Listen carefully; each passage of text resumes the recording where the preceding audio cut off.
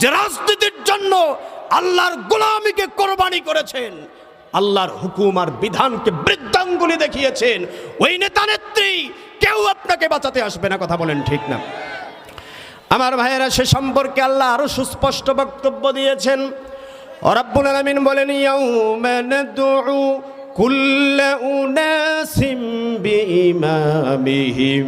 কিয়ামতের দিন তোমার নেতা, যেই নেতার পিছনে ছুটতে গিয়ে তুমি আল্লাহকে ভুলে গেছো, আল্লাহর গোলামি ভুলে গেছো, রাসূলের সুন্নাহ ভুলে গেছো, যেই নেতার নির্দেশে মানুষের হক নষ্ট করেছো, দিনের ভোট রাতে আদায় করে ফেলছো, যেই নেতার নির্দেশে তুমি শ্রমিকের হক নষ্ট করেছো, যেই নেতার নির্দেশে তোমার প্রতিবেশীর হক নষ্ট করেছো, যেই নেতার নির্দেশে তুমি হালাল হারাম জায়েজ না জায়েজ কোনো কিছু বাদ বিচার করো নাই। রব্বুল আলামিন বলেন, কুল্লু উনাসিম বিইমামিহিম। তোমার ওই মুসারু নেতা, তোমার ওই গাঞ্জারু নেতা, ওই নেতাকে সহ কিয়ামতের দিন তোমাকে উঠানো হবে।